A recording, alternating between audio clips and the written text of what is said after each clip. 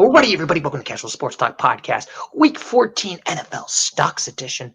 And now we got a gentleman right over here who's happy that I got to look at the next mock drafts for 2026 because they beat my boys. Here's Douglas. Still was glorious. It was glorious. I only had a few curse rage tirades there in the middle. By the end, it was awesome. Oh, I had some cursed tirades. Yours was the refs. Mine was the defense.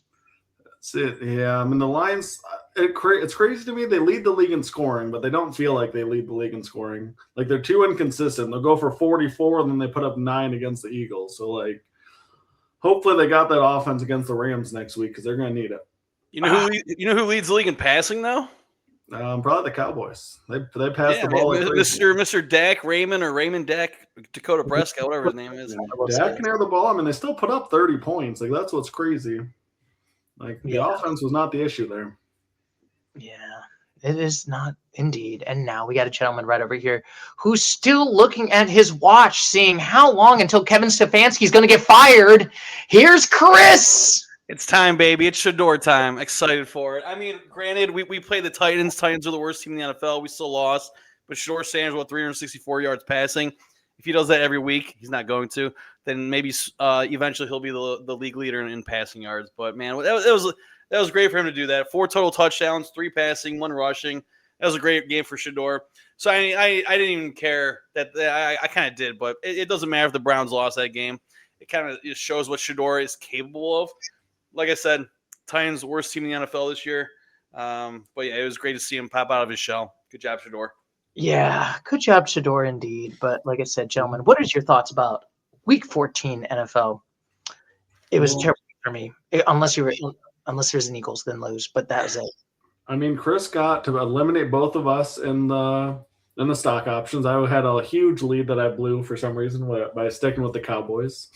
You mean the Browns? And I got to see Shador Sanders could potentially be the real deal. So I think Chris is happy. I'm happy. You know? The nation's happy with the Chiefs possibly on the brink of elimination if they lose 1 or 2 more games, and there's 4 games left in the season. Yeah, that Sunday night game with the Chiefs, I don't even know who they know. The Texans, Texans Chiefs. That game was kind of boring, and then that Monday night game, even though it went into overtime, that was kind of boring because both teams one touchdown from each team, but every team was kicking 4 or 5 field goals. Oh my God, both teams. I like games like that personally. Like I don't know. Like I enjoyed like the Indiana Ohio State college football game. Like it was just like low scoring defense. Like not that Ohio State lost. Like honestly, I didn't care. They're still 1 and 2 either way. Like what does it matter? But like I like those slugfest. Like I mean, granted, I don't like seeing Jalen Hurts have 5 turnovers, although 2 on the same play. That was funny. Like first time in history. Like the 30s, I believe, the quarterback. Yeah, I think like 1950 or something like that. Yeah, like what are the odds of that? You know, and that was great. Great performance by Jalen Hurts for my fantasy because in the Guillotine League, I needed Jalen Hurts to score under 22.24 points. And he etched it out successfully with 9 fantasy points. So thank you, Jalen Hurts. Yeah, congrats. Congrats on making the money. Yes. Thank you, Jalen Hurts, indeed. And now we got some somber news. We got some teams we got to eulogize this week. It's been a sad, sad week of eliminations. And we'll start with the first obvious one. The New York Jets officially got eliminated from them. Justin Fields did not look good right over here. So I looked at our recordings when we talked about it with the New York Jets, Jets. At one point, I gave this team the Colossal 1. I thought this team was absolutely garbage. It was not the greatest right over there. I did not think they were going to be good. I said 2-15 for the Jets right over here. Christopher was not optimistic also about the New York Jets. He was pretty much pessimistic. He was very, very sad.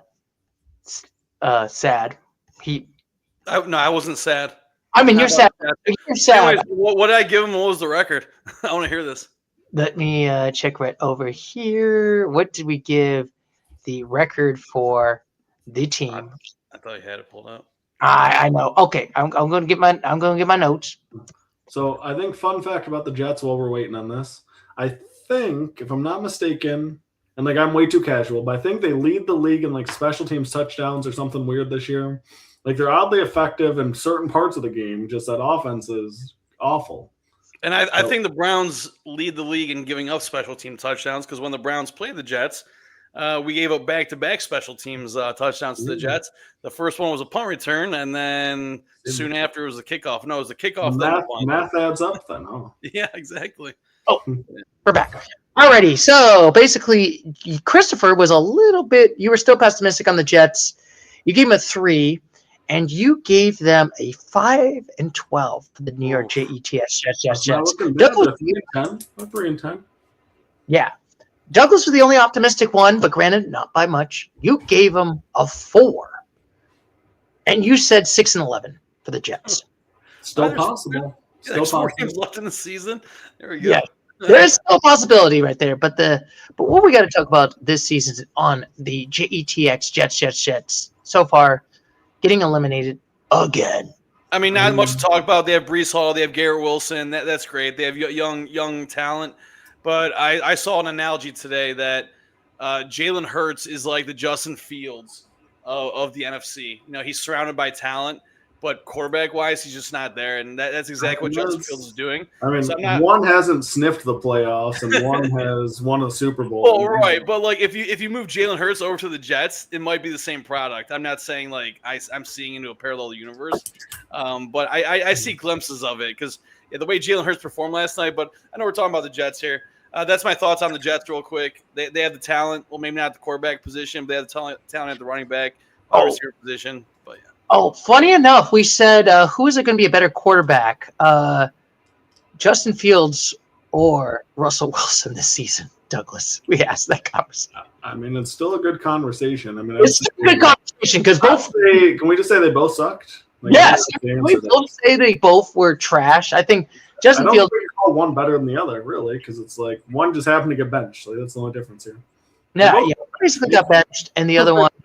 Basically is already benched. Basically, we got 2 bench quarterbacks that are not that good. I mean, was there anything memorable this season? I feel like with the Jets, besides losing 9 games in a row. Aaron Glenn had that one fun dance. Oh yeah, he did do that. That was it. That's the highlight of the year for me, Stu. That's about all I got to remember them by. Yeah, I just feel like we'll see how next. It is going to be interesting for next year because we'll probably talk about it in February. They got all these draft picks right now for next year. They traded a lot of their players away for some draft picks. Maybe the Jets could do something with it. They need to do something under center. That's what they need to do. And also get a better quarterback. I'm just saying. That's not Justin Fields. Yeah, but for sure. But gentlemen, do we have any final thoughts on the JETX Jets? Bye. See you here next year. Bye, Jets. You're still a butt fumble, as always. Still a butt fumble. I think that should be the epitaph for their grave for the 2025 Jets season. Still a butt fumble. It'll be the curse of the butt fumble until they make the playoffs again or something. Yes. They're still a butt fumble.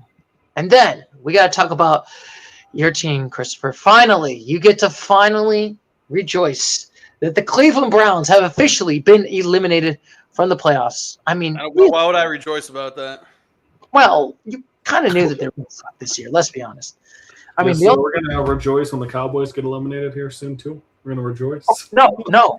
I'm not going to rejoice in that. America will rejoice. I'm going to use the same word. Yeah, I'll use the same word. Stuart, now you can rejoice. The Cowboys are eliminated here. We all knew this was happening, Stu. So why is it a surprise? Yeah. You said I'm rejoicing. Why can't you rejoice, Stu? Let's all rejoice. Doug and I will definitely rejoice when the Cowboys are eliminated. Ooh.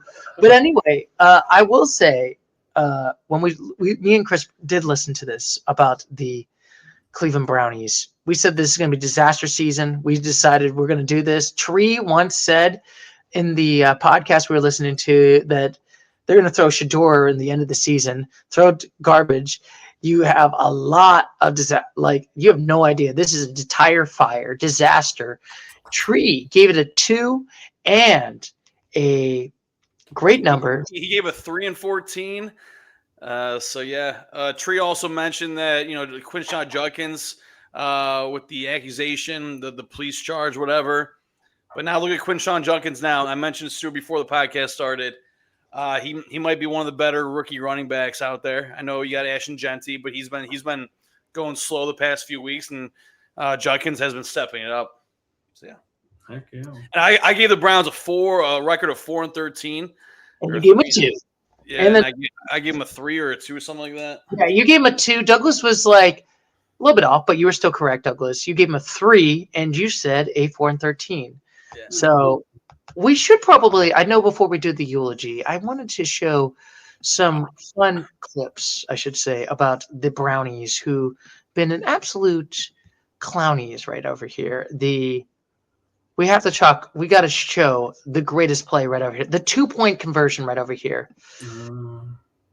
I just wanted to show this to you, gentlemen. Lost me $5.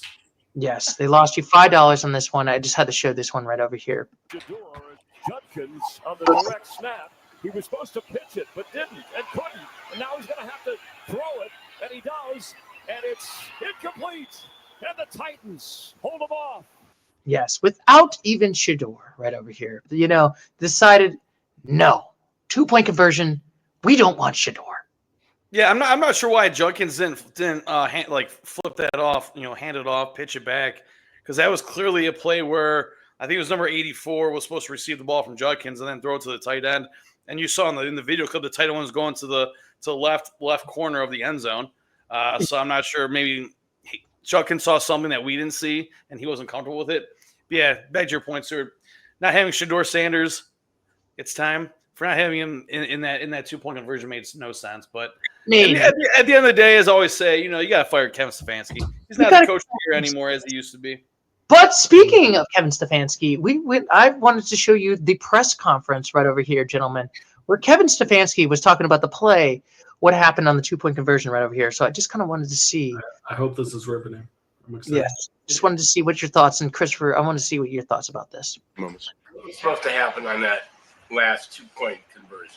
Yeah, not going to get into all the specifics, Jeff, but obviously did not go as we thought it would. Did you make that call or did Tommy? Yeah, I make every call. Why would you take him off? Yeah, it's a 2-point play. Didn't come through on our first 2-point play. Got to the second 2-point play. We didn't come through, but that's on me. Was that play call yours or Tommy's? I'm responsible for all of it. Kevin, moments. What's supposed to happen? Wow, that was not riveting at all. I could have summed up that interview had I seen it earlier. I also saw they asked Shador, did that work in practice? Or one of them is like, dude, everyone works in practice. Come on, we're not going to run a play in the game that doesn't work in practice. So apparently that worked against somebody in practice. These interviews are just getting worse and worse, especially for the Browns. I mean, I don't really watch too many interviews, but that was a terrible interview by Stefanski. Who wants to watch these crappy interviews if you're going to give us 2-sentence answers? Oh, I make the play calls. Oh, the first 2-point conversion didn't work, so that's why we didn't have Shador in the second 2-point conversion. Like me asking Stu, are you mad that the Cowboys lost? Yes, I'm very mad. Why are you mad? What could they have done differently, Stu? Could they have played better? Yes, they could have done better. Come on, this atrocious defense, and I'm blaming the owner. This is Jerry Jones. Yeah, why didn't you guys win that game? Oh, because we didn't score more points than the other team. So. I'm just here so I don't get fined. So we should probably ask. So Kevin Stefanski, how did you feel getting fired from the Cleveland Browns? Yeah, I made all the play calls. I would love for that question to come across his desk or in a press conference room. Oh, why'd you get fired? Oh, I got fired? Yeah, get out of the Cleveland, dude. You guys should get Marcus Freeman from Notre Dame. I think he's looking for a new gig. I mean, yeah, because he's not going to be playing in a bowl game. Yeah, Pop-Tart Bowl for him, I will say. But, gentlemen, do you have any final thoughts? We didn't really talk about any final thoughts, but real quick, Myles Garrett had more than just one sack against Cam Ward, one of the worst quarterbacks in the NFL right now. He only had one. He needs 3 more to break the record. Yeah. But anyways, we have a great rookie. We have great rookies on our team: Quinshon Judkins, Shador Sanders, Mason Graham. Harold Fannin from Bowling Green State University. Man, that guy's been on fire at the tight end position. He had 14 fantasy points last week. This week he has 23. I'm not saying that's going to happen every year, but David Njoku, he's getting up there in age. For an NFL career-wise. So whether Njoku loves playing in Cleveland. But if he goes down or if he retires, steps away from Cleveland, what have you, we have Harold Fannin.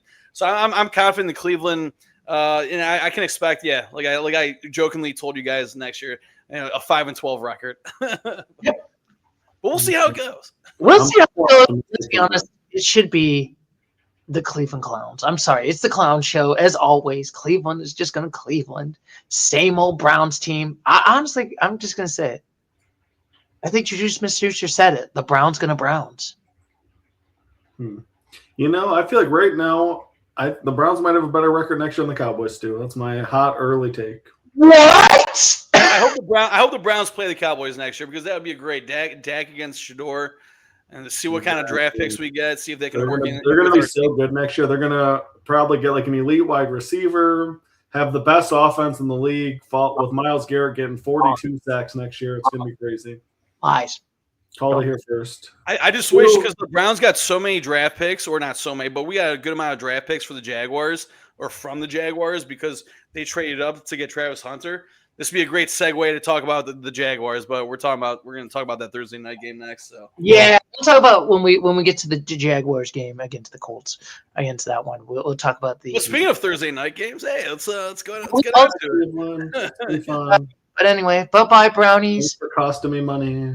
Thanks for costing me money, Browns. You still suck. You should have beaten the Titans at home, you bozos. Good luck next year. Good luck next year. You still had a chance for the division if you won that game. The way that division's looking. But next, we got to talk about the saddest team. The most surprise of the season, I would probably say. Every year we have one that just does a step down. The Washington Commanders, we were so optimistic. We literally said this could be a Super Bowl contender team. We thought that this team was going to be good. We were like, we gave 4 and 13s. Wait, no, we did not give them 4 and 13s if we thought they were going to be a Super Bowl team. Yeah, we thought 4 and 13 could be a Super Bowl. Not 4 and 13. Sorry, we gave the Commanders 4 and 13 records. No, 14 and 3. 14 and 3. All right, and then probably 13. Coming off an NFC Championship game appearance, you have Jaden Daniels back. They put some money into this roster to make it better. Fell flat on his face. It is such a disappointment. I honestly got to say the biggest disappointment right here, like, it was like really since, like, I'll be honest with you. I think after when they had that second loss, it's like, this doesn't look like a good Commanders team. And then it's like, man, this feels like the Dan Snyder Commanders. I hate to say it. Yeah, now they've lost 8 in a row. Yeah, Jane Daniels, great rookie campaign. But yeah, obviously he had that early injury in the season, and then he came back, and it's not really firing on all cylinders. And then that running back position, some early injuries to their running backs, so that's never good. And then it never really worked out with Deebo Samuel. I know he's still on the team, but when he played with the 49ers and was putting up great numbers, that never really translated to the Commanders, unfortunately. No, I mean they only had like 3 good wins, and it was early in the season. Like honestly, it was again. The Giants. I want to say good wins. Yeah, Giants, Raiders, Chargers is a quality win. But literally since week 5, it's been 9 weeks, gentlemen. The last time they won a game, they lost every single game since. That's how you end up here eliminated. That's how you get here. You lose a lot of them. Like, I guess we should ask this. Yeah, we should probably ask this. So, do you think Jaden Daniels can bounce back after this rough of a season? Like, this is a rough sophomore slump. I mean, granted, I feel it's hard to go down from here when your elbow's maybe getting better. Yeah, you did have Marcus Mariota that did start, but like he never won a game. Well, what year is CJ Stroud in? This is his 3rd year, right? CJ Stroud. Yeah, this is third year. So his first year, he beat the Browns and Joe Flacco in the first round of playoffs. His sophomore year was kind of slumpish, but then he beat like decently by like 30 points, and then won a playoff game. But and now all of a sudden they're the hottest team in the league. So. Yeah. So Jane Daniels, to answer your question, there, I'm making a direct comparison between Jane Daniels and CJ Stroud. Jane Daniels, yeah, bad year his sophomore year. Or second year, whatever you want to call it. So, yeah, I can imagine the Commanders will bounce back next year. They might not be a playoff contender unless they do some other things. But, yeah, they're going to do way better than what they did this year so far. My God, this was atrocious. Like, it's been a bad year, and it sucks that Jane Daniels – I feel like I was rooting for Jane Daniels. I was rooting for you. We were all rooting for you, Jane Daniels. And this team has just been, pathetically bad. Like I said, honestly, Marcus Mariota reminds me, man, this is why this guy's never was a starter, failed as a quarterback. Still surprised that Marcus Mariota is still in the league. Wasn't he a starter for a while in like Tennessee? Yeah, 2 years. I think it was like 2 or 3 years, and then he bounced him out, and then he's been a backup. Yeah, he was a top pick out of University of Oregon. Yeah. Yeah, Heisman Trophy winner, so that's something. but a bust in the NFL. Let's be honest, bust. Yeah. But anyways, Sure didn't go to Ohio State still. Here, how can you in Ann Arbor? There was a massacre in Ann Arbor, Douglas. well, good thing we're not talking about college football here. We're talking about JJ hopefully is resurrecting himself. But anyways, yeah, Commanders, bummer of a year, bro. We should get It's a bummer of a disappointment year. It is definitely a failure. So, do you have any final thoughts on the Washington Commanders? no. Now, Unfortunately, they commanded their way into a playoff elimination. See ya. See ya. Or preseason elimination, to be fair. In regular season. And then finally, we got the Falcons. I totally forgot about the Falcons. I skipped it. I'm so sorry. We got the Atlanta Falcons, where we actually were a little bit optimistic. I said Kirk Cousins, the legendary bag grabber. Still agree with that. Legendary. I gave him a 5, and I said a 9 and 8. Douglas, you were pretty much optimistic. You said this team could be good, could improve with Michael Penix. We gave him a 9 and 8. Other Chris was very pessimistic, was very much like this is an overhyped team, and he was correct, and he gave him a 4 and a 6 and 11. Smart man. Chris is think alike. Yeah, obviously I wasn't there for that podcast for the predictions, but yeah, I don't think I would have given them much higher than a 5. Yeah, I swear though, one of our podcasts, you picked them to win the division. I swear Chris right here in front of me said Falcons are winning the division. Yeah, I could have swore early on in the season. Maybe it wasn't the preseason, but maybe it was like week 1 or 2. I was like, oh, the Falcons, it's gonna be like between the Falcons and the Buccaneers. I definitely remember saying something on those lines. I mean, yeah, they have Drake London popped off a few weeks. Obviously, you have Bijan Robinson. Penix was doing work, and then now you have Kirk Cousins, who's. I'm surprised they're eliminated this early in this bad of a division. Like, that's the part that's surprising me. Like, you got 2 7 and 6 teams in first. Like, how do you get eliminated from that? I mean, they had interesting wins. They beat the Vikings. They beat the Bills at one point, and then they just had 5 straight losses in a row. And then you play a crappy Saints team, and let's be honest, it's the Saints. Yeah. Saints are surprising some people lately, though. Like, I'm just like, it's been it's definitely a disappointing year. I mean, do you still keep Michael Penix after this year? What do you think? Or do you think you trade him out? I mean, isn't he hurt? I mean, he was hurt at the end of the year, but he wasn't playing great. No, I mean, I don't know. I don't think you give up on a top 10 pick this early. It's only his second year, right? Yeah, I mean, yeah. First year as a full-time starter. When he was out there, the offense is better than it is with Kirk Cousins. So, like, what do you do? You can't really do much different. I mean, pick another quarterback and then pay Kirk Cousins another $150 million. So have 3 quarterbacks and you're like, that makes no. Yeah, I don't know how the Falcons are eliminated because they're 4-9. If they win all out, they could be 8-9. And then if the Buccaneers and Panthers lose all out, well, no, Buccaneers and Panthers cannot lose out because the Panthers and Buccaneers play each other twice in the last 4 weeks. So that's why. Because the Buccaneers Panthers can't finish worse than 8-9 mathematically. That makes sense. And I think they lose all the tiebreakers to Atlanta or to Tampa. Yeah, they lost to Atlanta. They lost to the they're Atlanta. No, they lost to the Buccaneers. I think they lost to the Panthers also, if I remember correctly. So you got shut out 30-0. Yeah, I mean, I think the Super Bowl's at their stadium in like 2 years. Like, maybe hope for that. I don't know, but until then, better luck with Bijan Robinson. Everybody said Bijan was better than Jahmyr Gibbs too. That just I don't know about that. So Gibbs is going to go in fantasy leagues. Gibbs is going to go way higher than Bijan. Not about way higher, but Bijan's going to go lower pick wise in fantasy leagues next year. Yeah, I mean, this offense is stuck in neutral. Unfortunately, too much talent to be this bad. I will still say this, and I remember we talked about in the podcast. The Atlanta Falcons has never improved since 28-3. It's been 9 years. The Super Bowl. Yeah, sometimes you have those crushing moments. And they've never recovered ever since. Cowboys, it was like 1997 still. How dare you? How dare you? You just never recover sometimes. We'll talk about the boys pretty soon, but okay, yeah, let's talk about the boys now. They lost on Thursday night, right? Still, can we talk about the Cowboys? Yeah, let's move on from the eliminated teams, shall we, gentlemen? Falcons, but I just gotta say it. On the next team, Stu. Who's next? Yeah. Who's next, Stu? The first losers of the week. Why do I live in this world? Number one in our hearts, though, Stu. Number one losers in our heart. Boo! Like I was hopeful. I wanted the Cowboys to win this game, but they lost 30-44.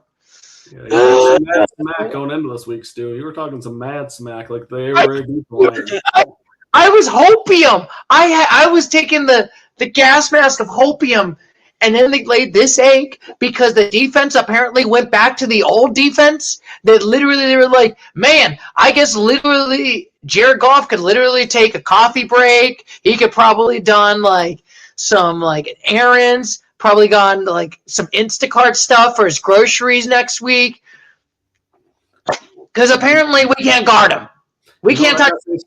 Jahmyr Gibbs is a grown man, okay?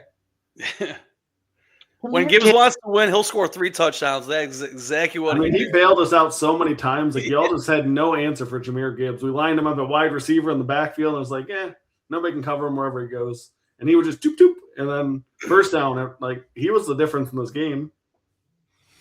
It was awful. This is the worst thing. So last week we gave the Cowboys a 5.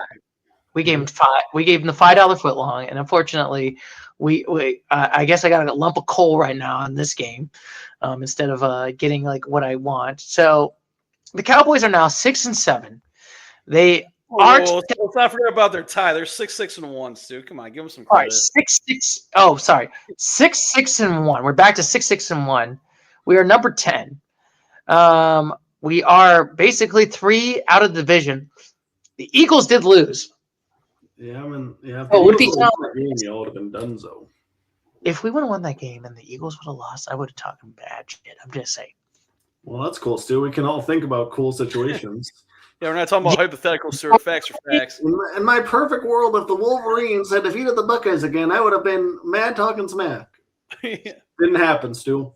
It did not happen. I'm sorry. So last week I gave them a 5. They are 10th.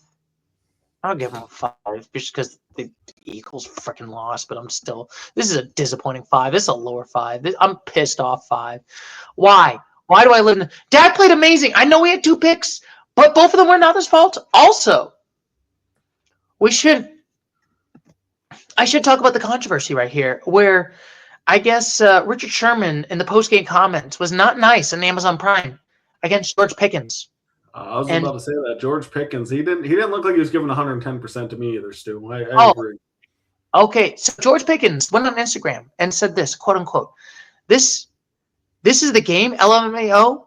I'm not the only one in this team. Stop becoming an analyst and talk about one player and he's playing without the Y, without the G, a team game.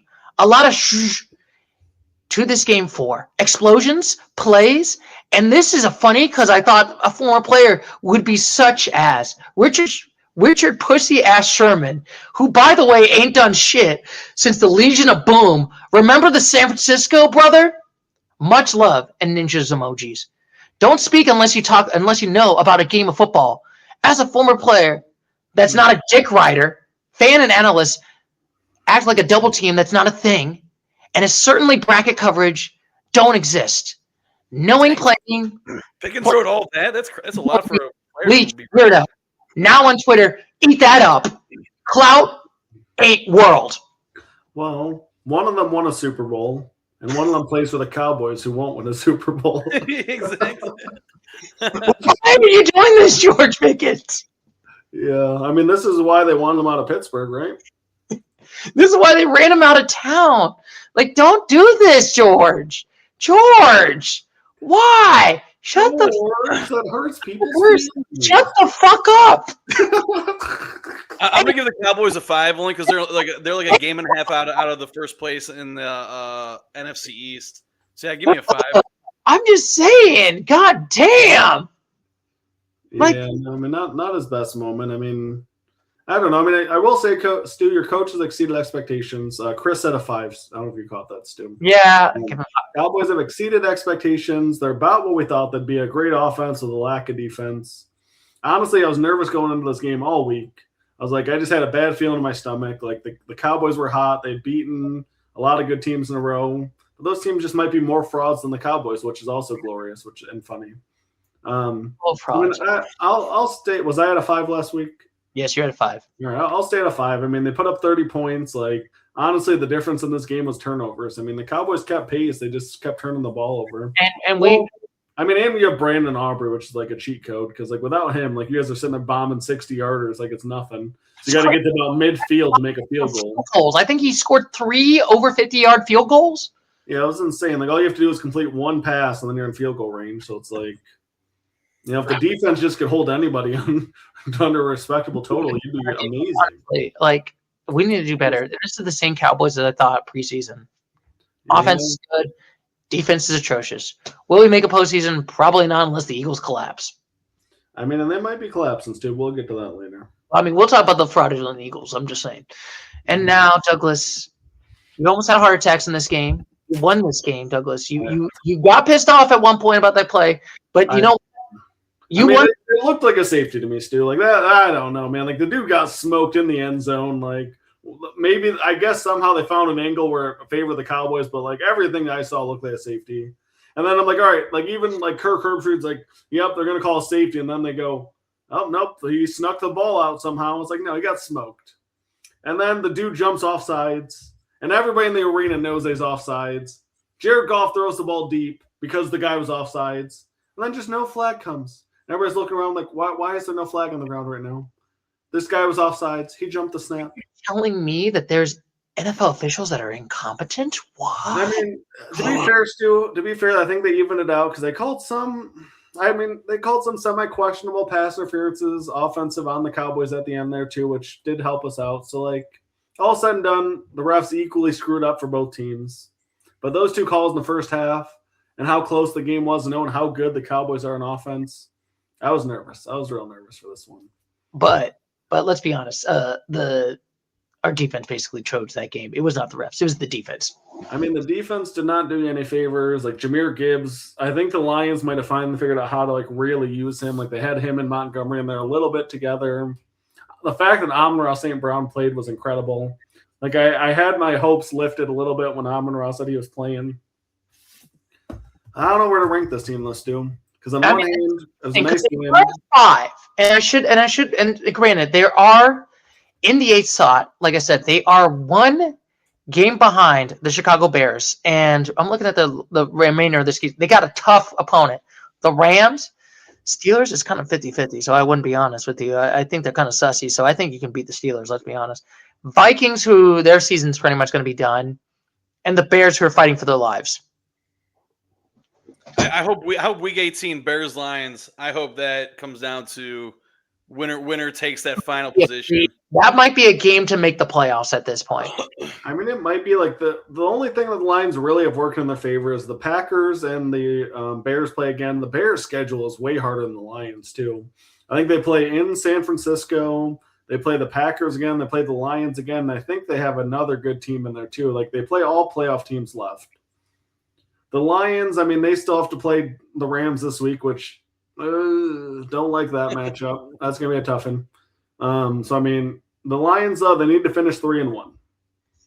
And they can. But, I mean, I don't know. There's something. It'll be – if it's a Week 18, Ben Johnson and the Bears versus the Lions in Soldier Field, sign me up. That's going to be a blast for a playoff spot. I mean, I'm still I'm gonna stay at a 5 here just because, like, I think we play the Rams this week. We're in the 8th spot. Like, we're at a 50-50 shot at making the playoffs. So, but I mean, we got to handle our own business. Yeah, we got business to handle. If we beat the Rams this week, things are looking way up. But yeah, that's a tough task. That is a tough task. I do feel like that this is a tough task. I mean, you have an easier spot this playoffs, but you're not in the guarantee spot right now in the playoffs right now, and it's a really tough spot for the Lions. I mean, you do have a murder's row right over here. Not the toughest murder's row, but you still have the murders row right over here. I'll probably still keep him at the 5 right now because, like I said, I do feel like Chicago's a little bit better, and it's going to be interesting because we will see who's going to win. Chicago's the better team? Well, no, they're in a better playoff position for sure. I should say playoff position. I can live with that, but I mean, we beat them 52-10. Like, I'd have a hard time saying they're a better team.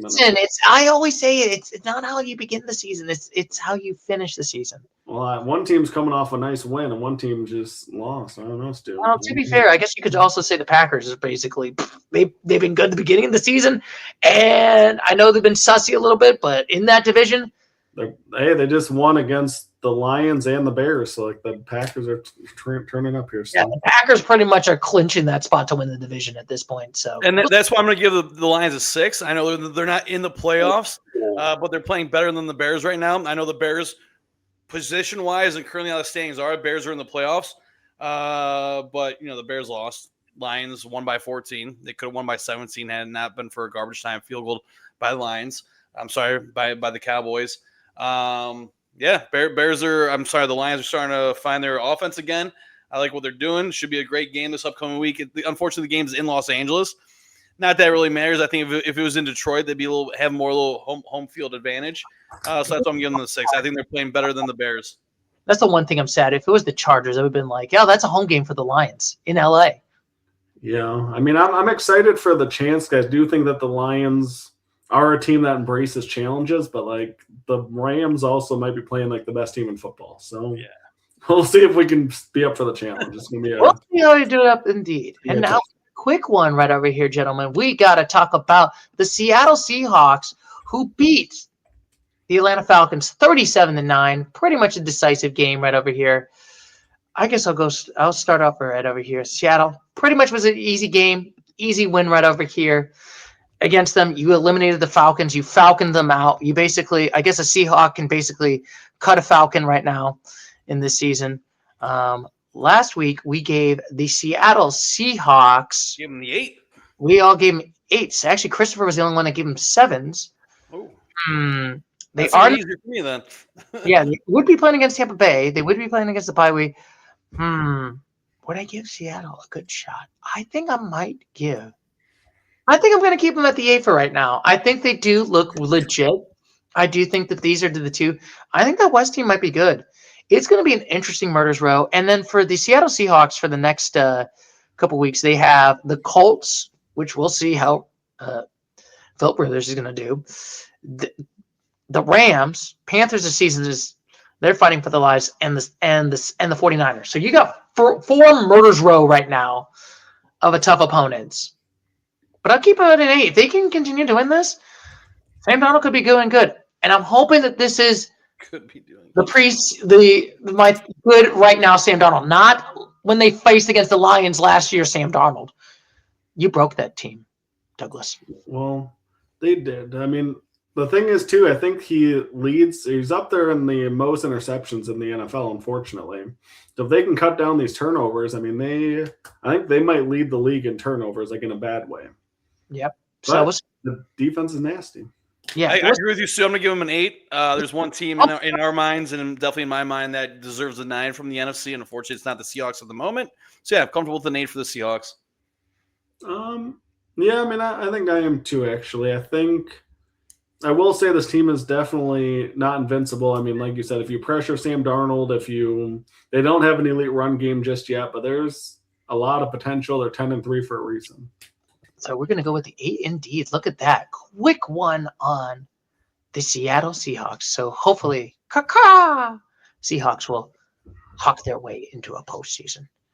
And now we got to talk about the Baltimore Ravens, the 2 teams that you want failure and sadness, Christopher, but unfortunately, they're still in the playoff hunt. But we got to talk about them losing to the Pittsburgh Steelers by 7 points. No, 5 points, 27-22. We got to talk about some controversy right over here, gentlemen. Do we want to? We got some interesting controversy on this one, so we got some time right over here. We're gonna call we like to call it this week, gentlemen. What is a catch? So I don't know if you watched this game, Douglas, there was an incident where basically the player was basically trying to catch the ball. And I wanted to show you this play right over here. And I just wanted to say, is this a catch or not a catch? I just wanted to just show this one to you, gentlemen. You know, it's funny. I've read about this one, but I haven't actually watched it. So I'd love to see it still. All right. It's territory. What is going on here? Even though we're in the end zone, fellas, remember, in order for this to be a completed catch, he must complete all three elements of the catch.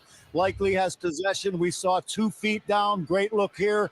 Possession, 2 feet, but he has to have the time to make a football move or a football move. It's that element right there that they are ruling he did not finish the third. I mean, to me, that doesn't look like a catch. Like, I don't really get it. Wow. It is another nightmare for Likely.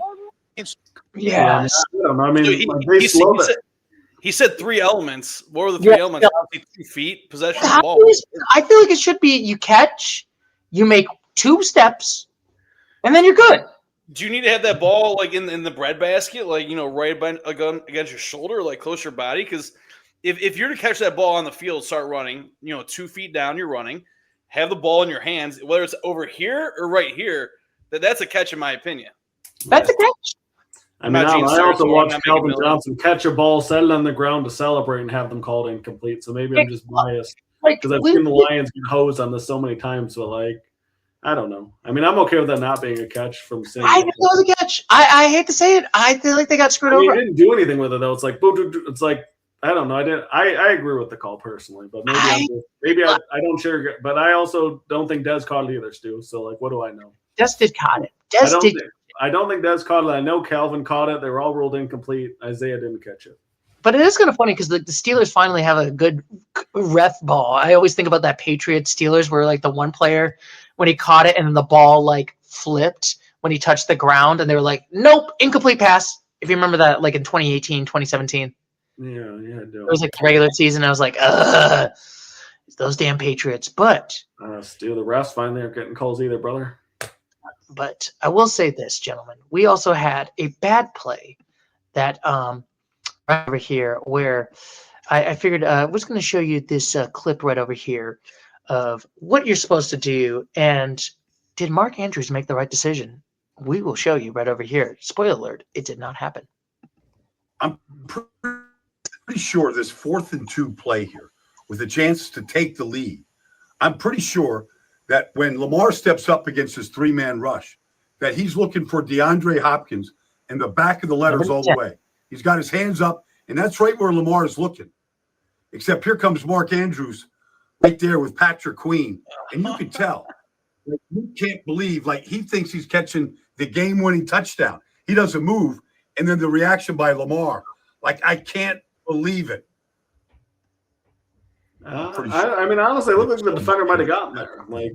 Why were we so sure the ball would have made it? Yeah, I was like, man. 24 had a beat on that ball, too. Time to get rid of Mark Andrews. He screwed up last year in the playoff. He screwed up this time. It's time to get rid of him. Is Mark Andrews going to cost the Steelers another game? I mean, yeah, it just happened. They lost. That could have cost them another game. Oh, you mean like another game after this one? Yeah, another game after this one. It's like, oh, my God. Why? Well, we gave the Ravens a 6 last week. I'm going to give them a 5, obviously, because they're not in the division lead anymore. It's the Steelers. Ravens play this week again against the Bengals in Cincinnati. 2 weeks ago, they lost to the Bengals at home by 18. And Lamar, I was watching that game for a little bit, and Lamar just was not looking like Lamar. The Steelers were containing him. Seems like he's hesitant to start rushing. So I don't think Lamar is what he used to be. I know he still puts up great fantasy numbers, but he's just not a guy that could lead this team successfully to a Super Bowl. So yeah, 5. I mean, I think you nailed it because I think I saw that he has the worst red zone completion percentage in the NFL right now. And so, I mean, that shows right there. Stu shows a red zone clip and ball falls on the ground twice. Unbelievable. Two I will say Lamar's final play. I don't know. So he's the quarterback. He gets all the hype. Why not get all the hate? Yeah, sir. It's typically the MVP goes to quarterbacks. So why would we not give all? If the quarterbacks can get all the praise, then they can get all the negative reviews. If you can take it, or if you can, I don't know what I'm trying to say here, but if you can get all the glory, take all the hate. So yeah, sorry, Lamar, it's your fault. When I troll on you guys, I gotta get back on the trolling. You know what I mean? Yeah, I mean, I do think Lamar is just off. Like, he's been hurt this year. Like, he's not nearly the usual. Like, if this was last year's Lamar, this team would have ran away with this division. But, like, you can just tell he's not right. And, like, I don't know if it's all the body shots adding up, if it's just lingering injuries. But, like, I agree with the 5. Like, I still think they're in a really good spot. But, like, this game all of a sudden in Cincy. And then you still got to, I think go to Pittsburgh, too. Oh, yeah. Final game is in Pittsburgh. Playing home against the Patriots in Green Bay, then in Pittsburgh. That schedule's rough too. Like, this was like one you kind of needed to win. But I'm gonna give him. Last week I gave him 5 because I was just like, this is not a great division.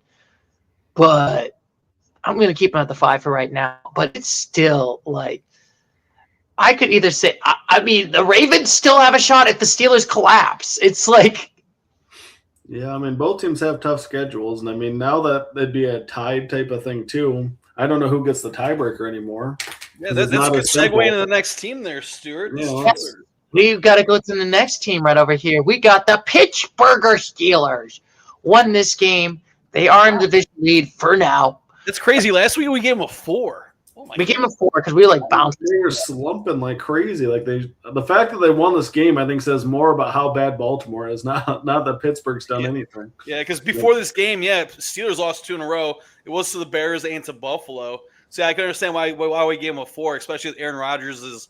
It's Aaron Rodgers. Well, I think they had lost like 5 out of 6. Like, they were slumping. I mean, this was the one they needed against a division rival, which makes it that much funnier. But like, they got to be a 6 by default, I guess.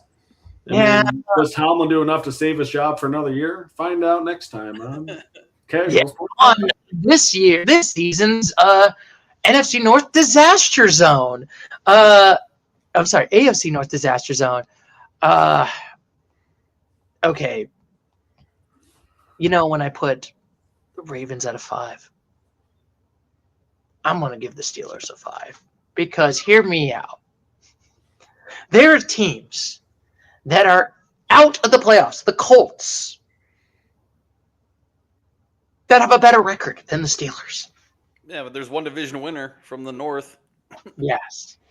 Yeah, there's going to be one the division. Cowboys make the playoffs, so we're going to give them a 5 because they're in a bad division. Well, if we make the wild card, I'm just saying. Okay, fine. If we go less than 10 and give my vote. There's not going to be two teams from the NFC East making the playoffs this year. I can guarantee you that. I pray that the Bengals win this division. My word. If the Cowboys are 9-8 and make a postseason, yes, you can give them a 5. Mathematically, I think it's not impossible for them, but the Cowboys to be they won't be 9-8. They would be 9-7-1 or 8-8-1 because they had a tie. Cowboys, 8-1. Yeah, you can give my boys the 7. If Cowboys are not going to make the playoffs, they're 8-1. That's not how the NFC is going to play out this year. You have to. Yeah, you got to have the Eagles lose every single game, and basically that's their only hope. If Cowboys are making the playoffs, they have to win the division. They got to win the division at that point. But I'm making the 5. I just don't feel confident. I mean, the Steelers still have a murder's row of like tough opponents. It's not as bad as you think, Stuart. They play the Dolphins. Should be an easy win. It's a home game.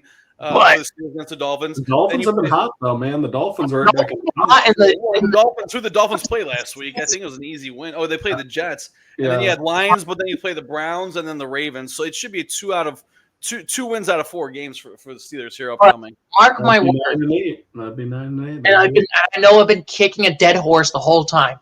Steelers are either going to miss the postseason with a sussy record, or they make the postseason and get their ass kicked, and they lose like 17, 15, 20 points. And I'm just like, well, they learned nothing from last season.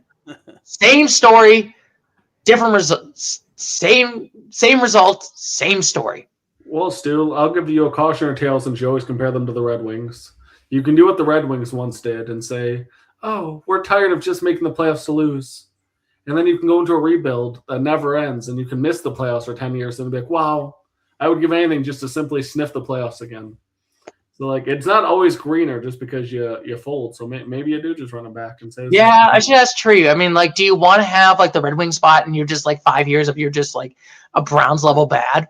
I mean, the Red Wings haven't made the playoffs since like 2016. Still, it's 9 years. 9 years? The same amount of time since the Steelers ironically won a playoff game. Same year right here. So Christopher, what are you gonna get? I'm gonna agree with Doug. I'm gonna give him a 6 because the Bengals would have to win out to be 8-9 and possibly win the division. But in order for them to be 8-9 and win the division, that means the Steelers would have to lose 2 out of their last 4 games, or something like that. And I don't see the Bengals overcoming the Steelers. I think Steelers got this. Now I must say got this division, but Steelers have an easier record than the Ravens. I know out of those 3 teams, Steelers, Ravens, Bengals have the easiest record, but yeah, it's gonna be a good matchup this upcoming week. Bengals, Ravens. That'll be quite a deciding factor. It will be a good factor indeed. And now we got to talk about the Indianapolis Colts right over here. Man, getting their ass kicked, 19-36. Apparently, the curse of Duval, as Tree once said it, they cannot win in Duval. Apparently, for the Colts, even with this sorry ass Jaguars sometimes. But even with the good-ass Jaguars, you still cannot win in Duval. And even with the curse of Duval, we got to do a eulogy. Burr, burr, burr. Burr, burr, burr. Daniel Jones is now officially out. Tore his ACL. Out for the year. Yeah. That's a shame. He probably lost a lot of money. He lost a lot of money. Why was there probably in his contract to win the division, make the playoffs, or something like that? Well, so he only got 1 year, $3 million contract, I think, and they were going to probably give him something in the 30 to 40 mil long-term range because he was first in the AFC, and then he tore his Achilles, which is like usually a really hard injury to fully come back from and be as explosive. And this was already like his second chance. It's like how many? I don't know. Will he come back and be the same player at 30 after a major injury? I don't know. Yeah. So for the start of next year, probably either. So I should say they are going to miss. They are number 8. They have now lost, I think, 4 games in a row. Yeah, 4 games in a row. Like 1, 2, yeah, 3 in a row, but 4 out of 5. Yeah, 5 games in a row. Yeah, 5 games in a row. No, actually, 3 games in a row. Yeah. 4 out of 5. You have a tough schedule. Seahawks, 49ers, Jaguars, Texans. Yeah, I mean, they're for sure a 5. Like, they're in danger of somehow falling down to like a 4. Like, they might not win another game, and like they might not even be in they're probably not even going to be in the discussion for the division by the end of this. But we should talk about there could be a savior that could be coming. Someone. Philip Rivers is not going to be their Messiah. He's not the answer. You have him take a few hits from Will Anderson, and he'll be like, nope, going back to retirement. Right. Yes, I mean, we got Philip Rivers. In Seattle, Philip Rivers is not going to excel. He's 44 years young or 44 years old. I mean, might as well get – I don't know if it was true or just a joke I saw that they're going to look into Colin Kaepernick. And at this point, I'd probably rather have neither and see if there's any other quarterbacks that are still available. Pull Tom Brady out of the booth. Yeah, Tom Brady, would you want to come play for the Colts right now, please? He's won Super Bowls. He probably still has it. Yes. How do I feel? Why are you doing Philip Rivers? Well, I think he played for the Colts his last year, so like. And he wasn't good. No, it wasn't good 5 years ago. So like, what's telling me that he's gonna be better in 5 years? I mean, well, remember he's on the practice squad. He's not officially on the roster. Let's not get over ourselves. I know he's on the practice squad, but why? Why? Because they're in a playoff race, and I think that he might give them a chance, Stu. Right. We don't have no chance. Is Anthony Richardson hurt? Like, why not roll with Anthony Richardson? Yeah, I think he's still injured from last year. Just try that. And if it fails and it blows up in your face, okay, maybe you do Philip Rivers. But that's going to probably blow up in your face too. So this is not making the postseason. I'm marking my words. I don't think this team's going to make the postseason. I'm giving them the 5 right now. Yeah, Anthony Richardson, AR, is on the IR. Oh, bummer. Oh, that's even worse. Who are they getting? It's Rivers? It's Rivers? I mean, there's a good chance Rivers is suiting up for them. Like, that's all we need. That's not good. I might put him on my bench just to have him in fantasy now that I'm like in toilet bowl consideration. Might as well just go down with the ship. You're like the Titanic. And you're just like, I'm the captain now. I will go down with the ship. Please, Philip Rivers, take us to the failure. You know, why not, Stu? Why not? Maybe put up similar numbers to Jared Goff or something. Ooh. Anyway, Yeah, Anthony Richardson, it's an orbital injury, so it's in between the eye and the skull. So that might be a little bit more than just like a ACL or anything like that, because that affects the vision. So, yeah. All right, I'm gonna agree with you guys. I know last week I brought it up. Man, the Colts have been slumping like crazy. I know one week, I think like 3 weeks ago we had them at an 8, almost a 9, and then they keep going down. And this week I'm gonna give them a 5 as well, because Jonathan Taylor a few weeks ago was the go-getter for Offensive Player of the Year, and now it's JSN from the Seahawks. And Taylor's down to like the third, 3-1 odds, or not 3-1 odds, but he's third ranking in Offensive Player of the Year. Man, yeah. And like we mentioned a couple teams ago, it's the quarterback that really determines the destiny of a team. And right now the Colts don't have a quarterback. So yeah, comfortable with 5. And I agree. It's such a shame. This team was literally in the number 1 with the bye, and they collapsed. I mean, they just traded for Sauce Gardner too. That's looking like a wasted move. That was a wasted move indeed. This is a bad sign right now if you're the Colties. The Colties are not looking good. It is a red alert right now. We're in a code red disaster right now. They're going back to the Colts that we thought preseason. All right, so you're bumming me out. Let's talk about a feel-good story. Yeah, we got to talk about the power of Duval winning against the Colts. I think Duval has magic powers. Coach of the Year conversation? That's something I heard floated around today, perhaps. Yeah, that was not in my bingo card right there where Trevor Lawrence is going to be good and Duval is doing Weren't the Buccaneers trying like crazy to keep this guy from leaving too, if I remember correctly? And I guess we see why Duval is a master genius. Duval is a master genius right over there. Ryan Thomas slumping, Travis Hunter out for the year. Who cares, bro? We're going to keep on chugging. Yeah, so it's interesting like that. They have kind of an easy schedule.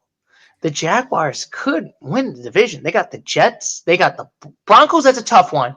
But the Colts, I mean, if they're slumping like this bad, they kick their ass once. They're going to kick their ass again. And then the Titans, their season's done. They're going to probably win the division. I think they're going to win the division. They should win 3 out of those 4 games. I agree. Yeah, I think, yeah. Last time we gave them a 7. 12-5 record. Wow. Yeah. 12-5 record. We gave them all 7s. I'm going to keep them in the 7. I think they can beat the Bills right now.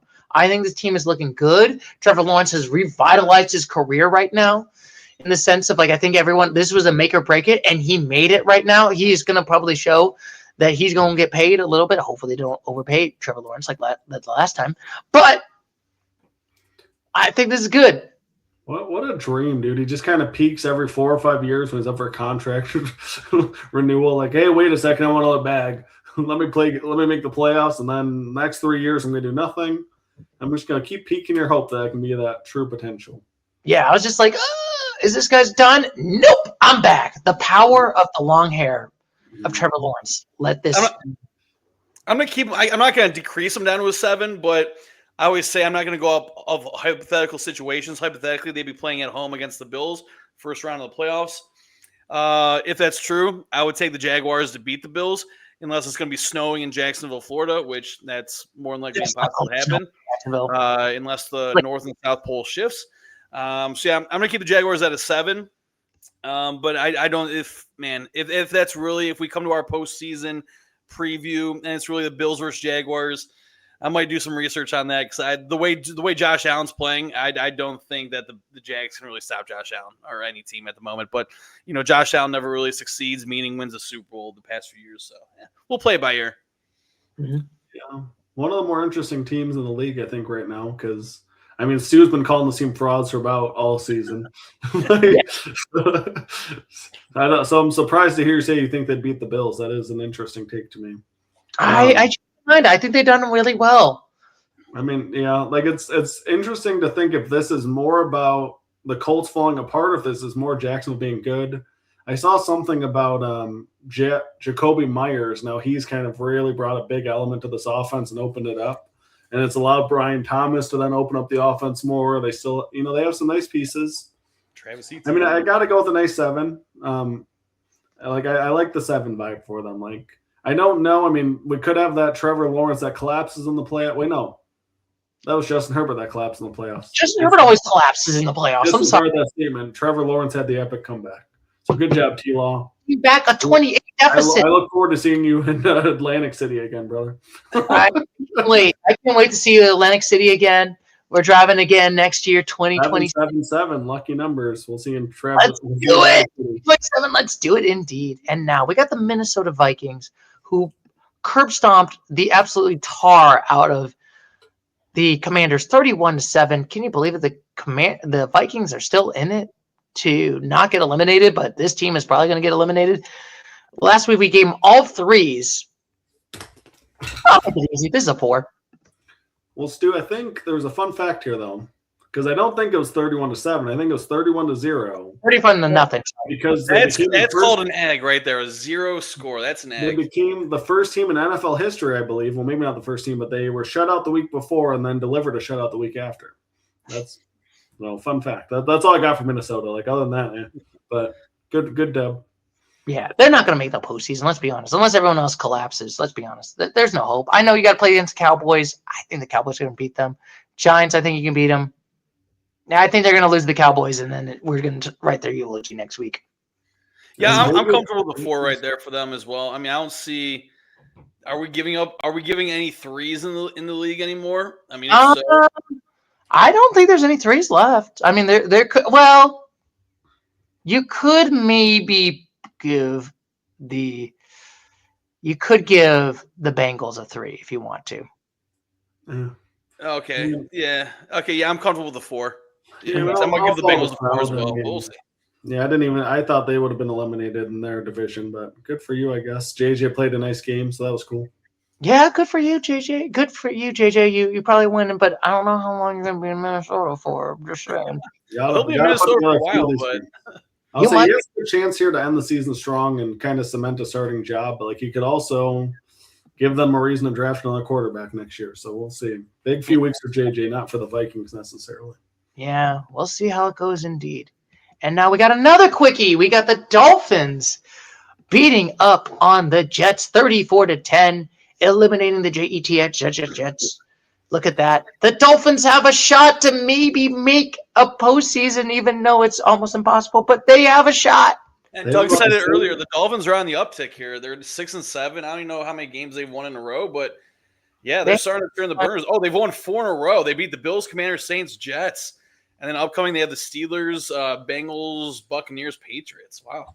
I mean, they could finish that out and go, if they can somehow get to 10-7, which isn't impossible. You never know. I think they have the same percent odds as the Chiefs right now, if I'm not mistaken, about 14-15%. Yeah, based on ESPN.com, the Chiefs are at an 11% chance, and we're talking about the Dolphins. Whoa. I don't like what ESPN gave them. They said the Dolphins have a less than 1% chance. There has to be some internal stuff like division-wise or head-to-head. I mean, tough part. They got to play against the Steelers, who are kind of a little bit sussy. They got the Bengals, but I think they can beat the Bengals, and I think the Bengals are going to be eliminated at that point. And in the Buccaneers, that's a 50-50 coin flip, but yeah, they're kind of faltering right now. And then the Patriots. I mean, there's a chance. I guess they have to win out to go 10-7, but they got to win out, and that's a tough one. So we'll start. They only have one game that feels strongly like a loss right now, though. The other 3 are kind of I could see them doing it. Yeah, but we gave the Dolphins a 4 last week. Yeah, we all universally gave them 4. What do you think, Douglas? I mean, I'm gonna stay at a 4. You beat the Jets. You don't have a good chance. I think part of the bias here is the Chiefs, with their crummy record, are still somehow second in FPI, which is predicting a team going forward, where the Dolphins don't get that kind of love. So maybe that's the bias here. Yeah, and that's why I'm biased against the Dolphins. I'm sorry. I know you have your defenseman that played for Pinckney High School, but I'm going to have to give him the 4. You beat the Jets. This team is kind of I know you beat the Bills and you've been winning a lot and, good for you, but I'm not impressed. I feel I'm comfortable with a 4 as well. Yeah, you beat the Bills, but then in the next 3 games, Commanders, Saints, Jets. I'm not sure what the total winning record with all those three teams are. So yeah, if they can beat the Steelers, we'll talk about a different number next week. So, yeah, we'll see another number indeed. And now we got the Buccaneers. We got the opposite. They lost to a team that's already eliminated, 24-20. They lost to the Saints. The Saints. The Saints came marching in. I was waiting for Stu to say that. Good job. How? Why do you lose to the Saints? To make the NFC South a little bit more interesting than what That's it's. what I was just about to say. Open the door for the Panthers. Right. These Panthers are looking good. I love making fun of you, Christopher, when you talk about Baker. Do you miss him? But Baker is just been baking out to a loss, and I don't know if I feel comfortable this team's going to make it to the division. Yeah, not sure what Baker's been doing. Obviously, not producing wins currently, but yeah, I mean, they got Ibuka, the rookie out of Ohio State. I know Mike Evans is injured for probably the rest of the season. But yeah, Bucky Irving, he looked pretty good on Sunday. I was watching a little bit of this game. But man, Tyler Shuck for the Saints. I know the Saints are eliminated, but Tyler Shuck, 2 rushing touchdowns. The one was for like 45 yards. That was impressive. So maybe the Saints finally found their guy. Kamara, he's out, but yeah, they have, I don't know his name, but first name is Neal, the backup running back, who's now their starter. He's looking good. So maybe the Saints have something cooking. Obviously they're eliminated, but maybe they have something, steaming up in the kitchen moving forward. And that's why they beat the Buccaneers in Tampa Bay. So they are 6. They are the 4th seed. The 4th last week. Oof. We give them a 6. I'm going to give them a lower 6. Honestly, I wish I could give them a 5, but that's because they're in the division right now. Like, you do not. This is one of those games where both teams lost. The Saints lost their chances of getting a good playoff spot, a draft pick, and the Saints and the Buccaneers are like creeping in. They'll realize that the Panthers might have a shot to sneak it in. Yeah, where the Panthers at? Where'd they go? Come on, Panthers. 7-6. Yeah, who did they play? I'm trying to find out where they're. Oh, they were off this week. That's right. Yeah, the Panthers were off. Yeah, they're off. So the Buccaneers have an easier schedule. The Panthers and Buccaneers play each other twice in the next 4 weeks. Panthers play minus the Buccaneers. They play the Saints and the Seahawks. The Seahawks is going to be an interesting one, and then the Buccaneers minus the Panthers. They play the Falcons and the Dolphins. So Buccaneers, it depends on what happens with those 2 games between the Bucs and the Panthers. But I'm going to give the Buccaneers a 5, just because of the way they've been playing. So yeah, 5 for the Buccaneers. I respect that. I will respect that 5 because, like I said, this team, even though they are in the theoretical playoffs, they are not playing a team like their theoretical playoffs. You know what? Honestly, can I switch them to the 5 because there's like teams that are already the Lions have a better record than the Buccaneers. You know what? You get a 5. I'm switching to 5. Yeah, the Lions have to play in such a tough division at some point. Just golly, man, it'd be nice to have one of these where we could just have an off year. If we were sitting there 8-5, like the Eagles would be feeling great because we have a bunch of other nobodies. Yeah. I'll go with the 6 though. I mean, they're still in the playoffs. I mean, I think that they'll make it over the Panthers ultimately. But I don't know, man. The Panthers would be a more fun story, and the Panthers beat the Rams and the Packers. So, like, maybe they got something this year. Maybe it's the Panthers' time to take reign. We'll see. We'll see indeed in this one. But and speaking of the opposite, Joe Burrow lost this game right over here, 34-39. Gentlemen, I figured I wanted to show the great clip right over here. Is this the pick 6? Yes, we are showing it. It was like barely like a pass. It was more like of a toss. Yes. If this is the correct I'm thinking of. Hey, right over here. We've got to show the pick 6 right over here, gentlemen. Oh, man. Up in the 4th quarter in Buffalo, too, in field goal range. In the 4th quarter. They were in the lead the whole time in this game. And then from the 33. Oh, my goodness! Look out here! Christian Benford! Gift wrapped the other way! Touchdown! What just happened? From the 33. Yeah, it's like I know his arm is extending like he's passing, but it's just like it was a weird outcome of the pass. And obviously, the weird outcome of the pass leads to the outcome of a pick six. So, yeah, I feel like Joe Burrow had a heck of a game, though. But the Bills played a lot better. It was crazy. 34 points scored combined in that fourth quarter. A lot of games don't even reach 34 points for all four quarters. They got 34 points in the fourth quarter. What did we give the Bengals last week of 4? We gave them all 3s, so we're keeping them. Let's keep them at 3. Yeah, I'm keeping it at 3. Yeah, they were up by 10 in the fourth quarter, too. What a shame. Like, if they win this game, they actually have a legitimate shot at the division. But could have made the postseason. They have a shot at making the postseason because look at this sorry-ass Saints and Steelers. It's got to hurt to be a Cincinnati fan, especially this year. Like, they lose just in crazy ways. It sucks, but they're obviously a 3. I mean, I will say this, Douglas. What would you rather be, Douglas? Would you rather be in the Bengals spot where it's like this division is sorry-ass and you lose a lot of bad games? Or do you want to be the Lions spot where you're in the tough division, but your record's at least good, but you're not in the postseason right now? Well, the Lions for sure. Like, yeah, I'd rather be in the Lions too. Yeah. I mean, I would be so frustrated with like a game like this where it's like, all right, cool, we're going to go put this game away. Buffalo's done. And then Goff just absolutely throws a lame duck out there and misses the tackle. Like, at least tackle the guy, Joe Burrow. Like, wrap up, bro. I don't care if those wrists are hurt. Like, this is the playoffs we're talking about. You came back early to make a playoff push. Make the damn tackle. I mean, we were talking about playoffs? Playoffs? we thought we were, but not anymore. Nope. No playoffs indeed. We're giving them triple 3s right now. This team ain't going to be it. We're putting I'm going to mark my words. Next week, we will have the eulogy on the Bengals. What a shocker. What a disappointing season. And I know Joe Burrow had a bad game, but they still wasting Joe Burrow's career. Joe Burrow needs the season's going. They'll probably destroy the Ravens next week. We'll be like, oh, maybe they'll do it. And then they'll lose another weird game. I don't know. Like, this is just a team that's probably going to smoke the Ravens next week and then lose a really weird game. Oh my God! I just hope that, yeah, like Stuart, you said, wasting Joe Burrow's career. I also hope they're not wasting Jamar Chase's career. I know wide receivers. Jamar Chase also. I'm just saying. Yeah, he targeted T. Higgins way more than Chase on Sunday, and Jamar Chase, top 5 wide receiver in the league. Well, how about right now? Is the window for a receiver is so much shorter.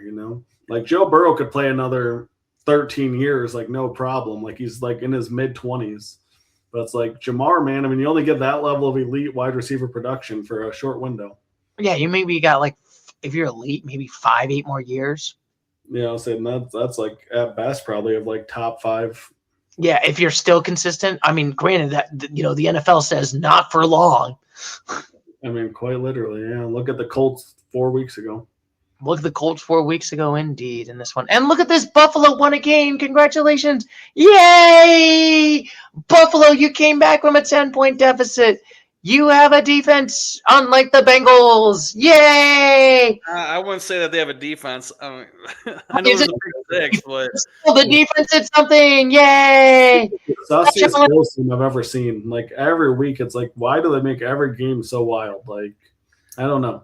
I told you guys last week that this game was going to be very high scoring because these defenses are terrible. Josh Allen, he's 3-0 when his defense gives up 32 or more points. And the rest of the NFL, when giving up 32 points, 6, 61, and 1. I read that today. Yeah, and we should say last week we gave the Buffalo Bills Mafia 6, and you and Christopher and Douglas gave them 7s. Yeah, so we gave them a 7. Do they have what it makes to go to the 8? They would be playing against the. Let me check. No. Who would be playing against? No, I'm gonna give them. Oh, thanks for writing in the 7, Stuart. I appreciate that. So I'm gonna keep them at a 7 because there's better team. Well, not about better, but there's better performing teams currently in the NFC. Do you think they can beat AFC than the the Bills? Jaguars? That's a good question, Douglas. Do you think they can beat the Jaguars? I mean, I do. Like Chris mentioned earlier, how are the Jags stopping Josh Allen? But also, who's stopping anybody for Buffalo? Like, this team is pretty sus, and like they keep playing. They have like the dud losses. I mean, I'll give them a 7 though, because I mean I still think it's still Buffalo. And if you have to play in Buffalo this time of year, good luck. But then probably are going to be a wild card team. So yeah, so they won't have that advantage because they are the wild card right now.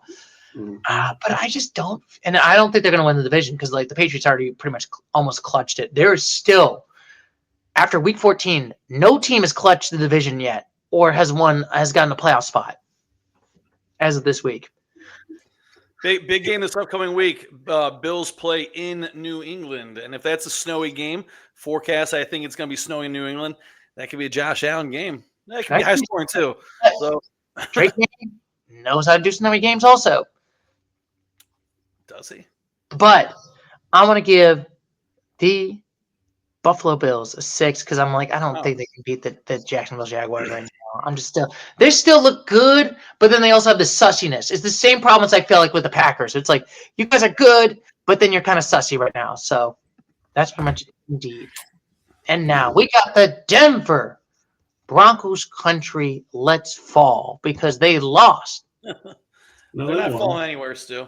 Yeah, No, it's won this game 24-17, but it was kind of a interesting one. They played down to the Raiders twice now.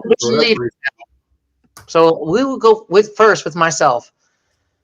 Last week we gave the Broncos, I believe, all 8s. Yes, we gave them all 8s. Pretty easy. This is an 8 team. I think they should have done a little bit better against the Raiders, who's kind of like trash, but hey, a win's a win. Yeah, the only thing I can say about this game is I didn't have any money on it, but I was watching the game, and my one buddy goes, "Yeah, this is kind of the NFL is rigged." I was like, "What do you mean?" He's like, "Well, it's 24-14. Raiders are down by 10, and instead of going for a touchdown, they kick a field goal. Now as time expires, but there's only 5 seconds left in the game, they kick a field goal." Denver had it was -7.5, so Denver didn't even cover it, and then the over was 38.5. So it was 24-14. They kicked the field goal, so it goes to 41, and that loses the under. I mean, life's too short to bet the under. But yeah, I'm comfortable with the Browns for an 8, or not the Browns, the Broncos as an 8 because the Bills aren't getting the 8, and there's 2 teams in the AFC currently that I like as an 8, and one of the teams is the Broncos. Yeah, I mean, you gents nailed it. I mean, they struggled with the Raiders this year, but they still beat them twice, and I mean, they're still one of the better teams in the AFC. So we'll give them triple 8s. Indeed, right over here. Quick one right over here. And then we got to talk about the Chicago Bears, where apparently, even without Aaron Rodgers, the Packers still own this team. Lost 21-28 right over here. The Bears are now not in division lead. They are now in the wild card spot. They're the number 7 right now.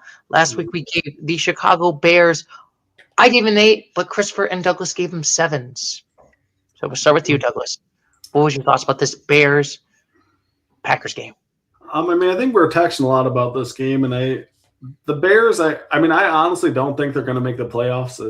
I mean, I think that's a kind of a common take. I think they're the team that they have a negative point differential on the season, which is usually a good indicator. And they're a really fun team. There's a lot of potential here, but it just feels like they're not quite there yet. And this was a moment where if they won this game, granted the win in Philadelphia was great, but we've seen what Philadelphia is, and that's a team that isn't all that great on offense. I'm going to go down to a 6 for this team. Caleb Williams isn't a bust, but he needs to take that next step into kind of a star player, show that you're worthy of that first round, that first overall pick. I feel like Caleb Williams should have probably done a little bit better in this game, but it's a close game. I'll give him credit right now. Last week I gave him an 8. I think I will kind of bump them down. They are in the theoretical 7 seed, and they will be playing against the number 2, which is basically the I believe it is the Ram. No, it's the Packers. Yeah, they'd be playing away. They'd be playing in Lambeau Field. They would play at Lambeau, where they get owned. Actually, I realized that in Chicago they still get owned right over there. Though it was funny, there was a clip right over there where I think the Bears were trying to climb up the Packers fans at the game, and it looks like the Lord of the Rings. It was one of the people. It looked like one of the Lord of the Rings where the orcs are coming to get them, and then the Packers fans no, don't go up here, don't climb up here. Yeah, I'm gonna give them a 6 as well. I mean, it's tough when you're playing a divisional game in Lambeau Field. It's cold. It's bitter out there. You have the division leader, the Packers. Yeah, Caleb Williams. I actually watched that game. It was the first time I've really seen Caleb Williams play. 19 of 35. I wasn't really paying attention to his stats, but his mobility was awesome. His ability to get rid of the ball too, whether it was an incomplete pass or to a complete pass, it was great. I think it's the big side was DeAndre Swift. Yeah, he's been a go-getter for the Bears this season, and the Packers stopped DeAndre Swift. So if they can get Swift moving, like he has been the past few weeks, I think they'll play well for the Bears because, there was no running game for the Bears this past Sunday. No, there was no running game indeed. And now we got Packers country, Douglas. How does it feel? Meet the old boss, same as the new boss. I remember when Aaron Rodgers said a couple years ago that he owns this team. And I guess Jordan Love just got to say, who's your daddy now? I'm your daddy now. Here's the thing with the Packers, and this is going to make me look really stupid if anybody clips this, because if the Lions played the Packers again, and I said this before we played them last time, we still lost, but I don't feel like I'm as scared of this team as maybe I should be, and maybe that's just a bias in me because they beat us twice, fair and square. They're a good team. Micah Parsons has made a nice difference for them. And I don't know, I would like to see them take that next gear. They don't have a wide receiver one. There's things you can nitpick at them. But at the end of the day, they're winning games. They're sitting there second, seed in the NFC. They're still a tier below the Rams and the Seahawks to me, so I'm going to give them a 7. Oh, so you came in last week. Last week you came in the 7. I think I'm going to keep them at the 7 right now. I think the Packers are looking legit. They're looking good. I mean, granted, the one thing that frustrates me about the Packers is they still have these sussy-ass losses. They do good. You have good games against this one. I mean, I'm looking at the schedule right now for the Packers. So the Packers, they lost the Browns, the Panthers, and the Eagles. Yeah, that Browns loss would have made them, if they would have beat the Browns, that would have made them the top dog in the NFC. But yeah, they might they might have that. They might be having that division. But they got to play against the Broncos in Denver right now. That's a tough one. The Bears again. And then the Ravens and Vikings. So they have 3 really tough games. I was going to say, that's the thing too, is this is going to be another hot take. The Lions still could win their division. And it doesn't look pretty right now. But the Packers just need to lose a game or two. And the Lions schedule, I prefer the Lions schedule over the Packers going to Denver, playing the Ravens. If they get hot and they need a win, still having to go to Chicago. I don't know. It's going to be tough. They have a tough little schedule here. I agree with you guys. Give me a 7. I think this might be the game of the week. We got the Packers playing in Denver. Denver's 11-2. 9-3-1 Packers. Yeah, I'm looking forward to that game. The Packers out there favored by 2.5 or 3.5 going into it, so it should be a fun one. It should be a fun one indeed in this one. And now the final one where it just has one team right over here. The Rams beat the Cardinals 45-17. It was not a close game. It was a blowout. It was an ass whooping. Not a great football game, in my opinion, because let's be honest, the Cardinals pretty much were eliminated, so they already gave up. They're already going to Cancun right now. So last week we gave the Rammies. Christopher gave them a 7s, and both me and Douglas gave them 8s. Oh, easy for me then. I know where I'm going. Oh, yeah. We'll start with you, Christopher, because you're the only interesting one. I might bump him up to a 9, and I certainly will do to a 9. They dismantled the Cardinals. Obviously, we know the Cardinals are eliminated, like you said, Stuart. But Matt Stafford, Drake May, I think he's in a top contender for NFL MVP. But watch out, America. Matt Stafford, he's right there with Drake May. I'd rather have Matt Stafford than Drake May as my quarterback. And you have Devontae Adams, Puka Nacua did great on Sunday. Everything's clicking for the Rams. I want to say this is their year because I don't, knock on wood. Yeah, I'm comfortable with the 9 because they're really showing up on all ends of defensively and offensively.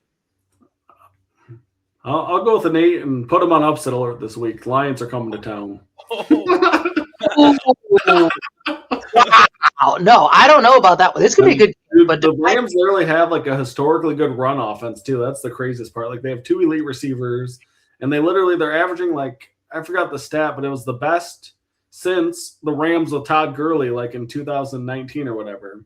So their running game is just as good as their passing game, which is really scary. They're the most complete team in the NFL by a decent amount, I think, right now. Honestly, I'm going to give them the 8 for right now. I don't feel confident for the Super Bowl right now. It is crazy, Chris, that Rams, we've been kind of 8 or 9. Honestly, I've always said it. I think last year's probably that this year's good. This year, Stafford's definitely going to the Hall of Fame.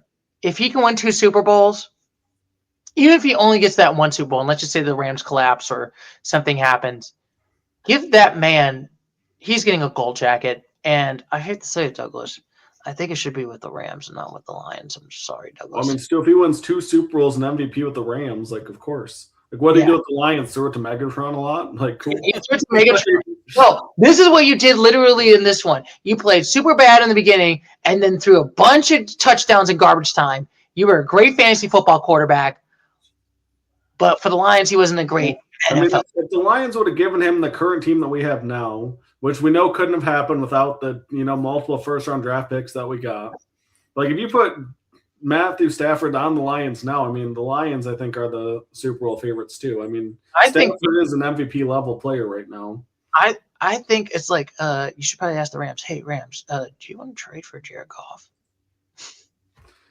Stu, Goff's our guy now, and Goff is going to show us the way, and he's going to lead us to yet another victory over these Rams. The third straight year that we're going to beat the Rams. That's my bold proclamation of the week. And I'm sticking to it until 4:25 on Sunday, and then might change my mind. Yeah, we'll change our mind. Indeed. We'll see this one. Also, they have an easy schedule because they got the Lions, and then they got one tough opponent. I think it's the Ravens. They still play the Seahawks, too, in Seattle. They play the Seahawks at Seattle, and then they got the Falcons and Cardinals.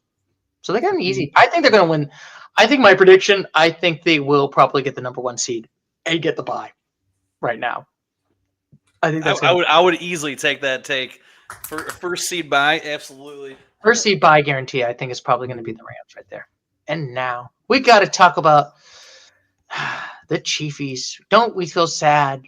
No. We don't. Yeah. We do not feel sad. Right, Doug?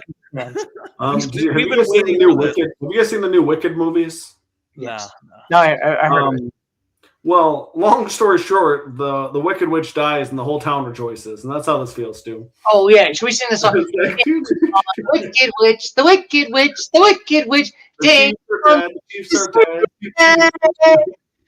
ding dong, Andy Reid, why did you go for all that 3rd and 4th and 1 in your own 30? Yeah. Also, I got to talk about that. Why would you do that? Can you explain that to me, Douglas? I know they were trying to do like a Lions move, but on your own 30? I can explain it to you right here, real simple, Stu. The Chiefs think that they're invincible and that they defy the laws of football, and they finally are being humbled in the fact that they don't have superpowers. They merely were kind of producing above the mean for so long, and now they've regressed below the mean, and that's why we call it an average. That's where the average comes in. Because they're better than what they are. They're better theoretically than what they've been playing like. But last year they were worse than what they were playing like. So like really, the real Chiefs are like a nice 12-5 team with a real Super Bowl contenders. But when you get a year like last year where you shouldn't have made the Super Bowl, now you get this one where you should have at least made the playoffs, and you're not even going to do that. And it's kind of funny in the reverse way. Did the NFL scriptwriter said, hey, we gave so many chances to the Chiefs. Now it's time to pay back. Time to pay up. I think what they said is like, we've seen Taylor Swift enough. Like, we don't need her all January and February. I don't know. I mean, they want to have a better honeymoon for, Travis Kelce and Taylor. There you go, Stu. That's what it is. They're going to do some celebrity TV show in January, and they needed the time off. I remember Taylor Swift said that if she were to perform in the Super Bowl halftime show, like they had to adhere to her contract and her negotiations, and maybe there's like, we don't even want her at the Super Bowl. So maybe that's why the Chiefs keep losing. So when the Chiefs went for 4th and 1 on their own 30, were they losing, or was it a tie game, or what was it? It was 10-10, right, at that point. Yeah, it was 10. Why? Yeah, it was 10-10, and I was like, "What? Why are you doing this?" Well, and I don't think they ran the ball. I think they tried to throw it too, which I mean, I guess when you have Mahomes isn't the worst, but it's like. Oh yeah, I just saw the highlight. Yeah, right here on ESPN.com. Yeah, it was in the 4th quarter too, like 7 minutes ago, tied at 10, and yeah, they tried it it looks like a 4-yard pass across the middle. But yeah. That was the only touchdown was a rushing touchdown, and you expect your passing game to excel on a 4th and 1. Sir, what are you giving the Chiefs? We gave them a 5 last week. I'm going to keep it at the 5, but I think Douglas is right. I don't think the Chiefs are going to make the postseason.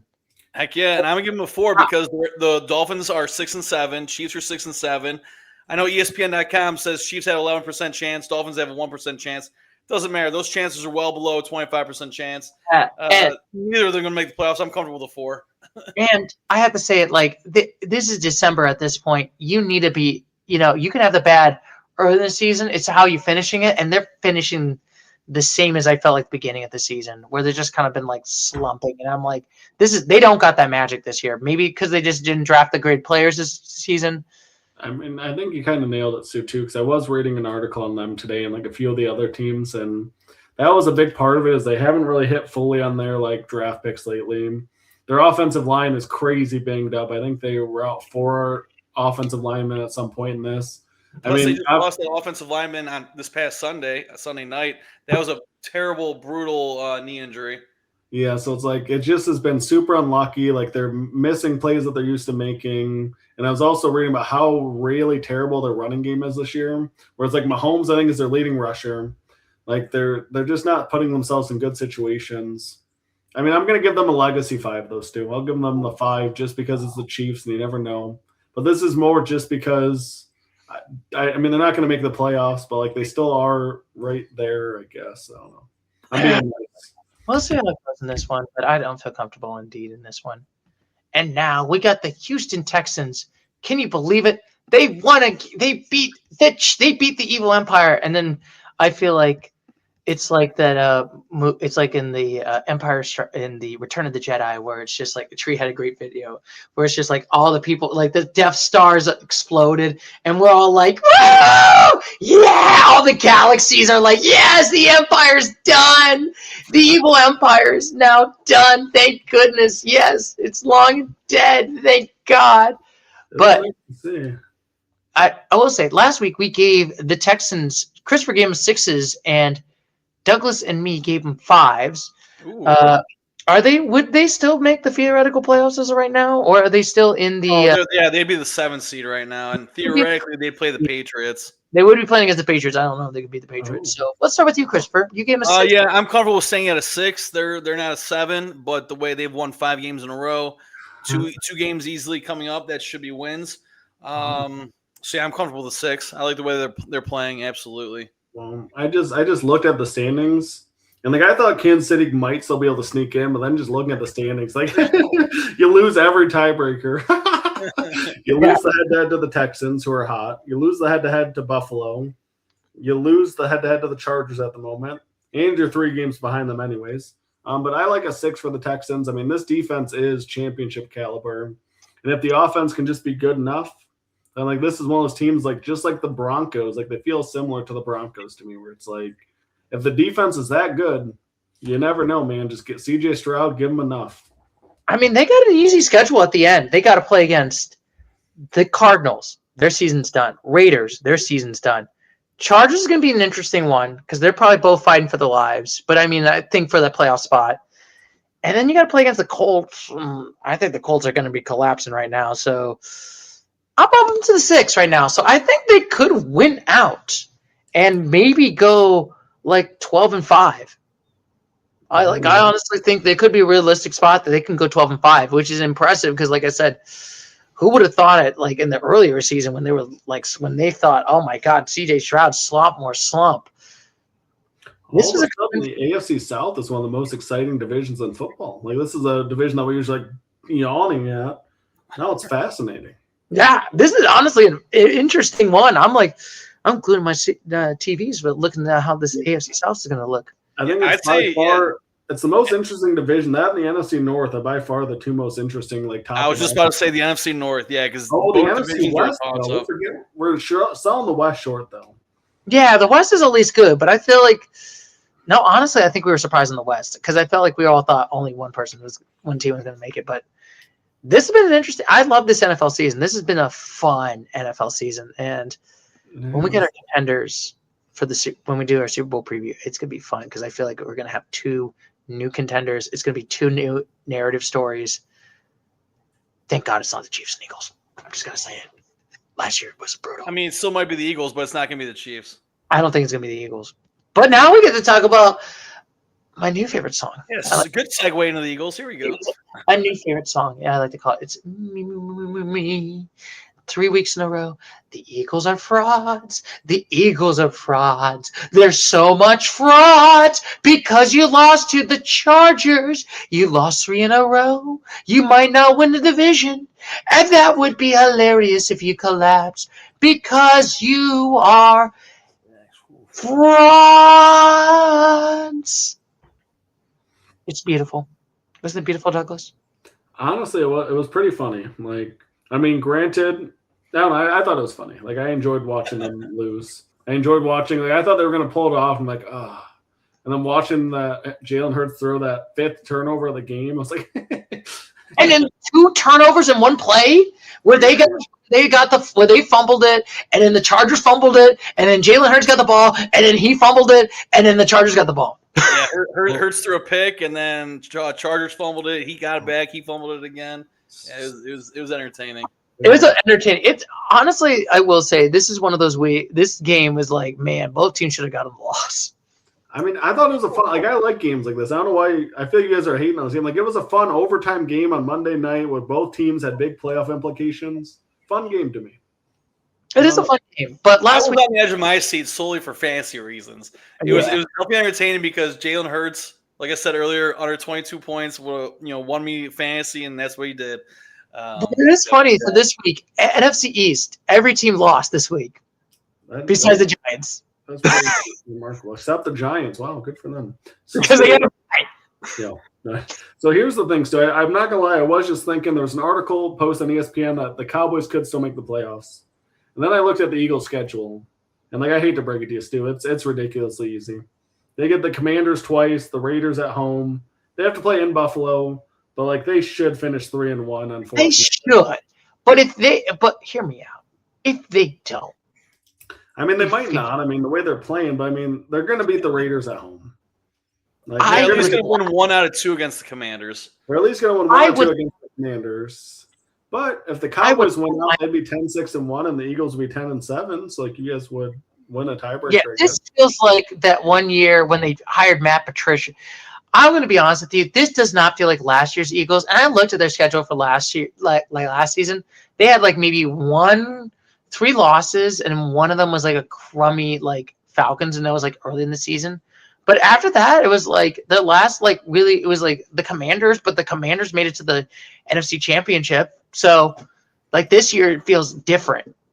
Well, I mean, if the Cowboys can beat the Chargers in 2 weeks, then they very easily can take the division. You got a point. Then I looked at the Cowboys schedule like that. Also looks very winnable. That's very easy. I just glanced at it too. So we got 2 easy schedules, but if they collapse, so I'm giving them the 6 for right now. Like last week, I gave them the 6. This is the most 6est team that I could think of. This team is not. Mark my words, they are not going to win a playoff game. I think they're 1 and done. I think this is like Patricia, that one year when Patricia was like the offensive coordinator, was like the offensive coach, and then they got their ass kicked by the Buccaneers by like 20 points. Like this feels like 2023 Eagles. I would ask you for a bet there, Stuart, because you said guarantee they won't win a playoffs, but I want to make sure that they actually make the playoffs before I take any sort of bet, because they might not even make it. I'm comfortable with the 6 as well. We all gave them a 6 last week. So, yeah, give me a 6 for the Eagles. This is like the weakest 6. I honestly think this is the weakest 6 team right now. That's in the division lead. The Steelers. Steelers are well, I mean, to be fair, the other teams that were close, we just gave them 5s. You guys just like copped out on like the Buccaneers and stuff. So, I mean, they got to go with the 6. I mean, they still have like a 1.5 game lead with a nice, easy schedule to finish it. But, even 3-1, they're in, but you lose to the Commanders once, and then you open the door for the Cowboys. Who knows? I'd open up. This might be an interesting one, and we'll see how this goes indeed. And then look at that. The Chargers, with their 12 fans, won a game in overtime. 19-22. Congratulations, Chargers. Woo! Yeah, I was thinking about you during this game. The Charger lady that's like the fan is like super happy. So I was thinking about you during the game, because every time that the Eagles make a play, the crowd was going nuts, and I kept looking like, where is this game being played? Like this a lot of Eagles fans there. Yeah, I'm like, this definitely isn't Philadelphia. No, I will say it. Like every time, like Chargers have like 17 away games. There were even some Broncos fans there cheering on the Eagles, because obviously the Broncos and Chargers are fighting for that spot there. Heck yeah. Dude. Well, did you guys see the James Madison fans at the ACC championship? Like they were sitting there rooting because if Duke won, then they would make the playoff, which they ultimately did. So they're sitting there hoping so hard. That's similar energy for sure. You need chaos this time of year. You need some chaos indeed. So, Christopher, what did we give? We gave them all 7s. The Chargers.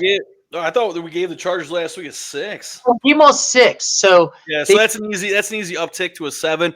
Hypothetically, they play the Steelers in Pittsburgh in the week 1 of the playoffs. So I'm giving them a 7. I like what Herbert was doing. I haven't really watched Herbert too much, but since that was a Monday night game, I was able to flip on the tube and watch him run his legs. And man, that guy's tall. He's lanky. He can run.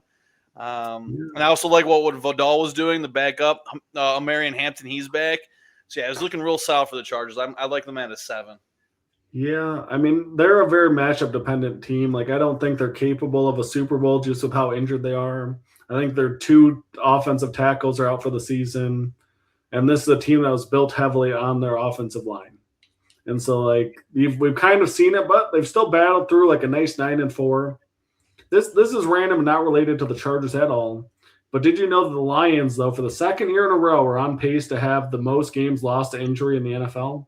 Because we keep talking about the Chargers, we talk about the 49ers, but 2 years in a row, the Detroit Lions are going to take home that trophy. Oh, you're in duct tape. You're winning the Broken Trophy Award?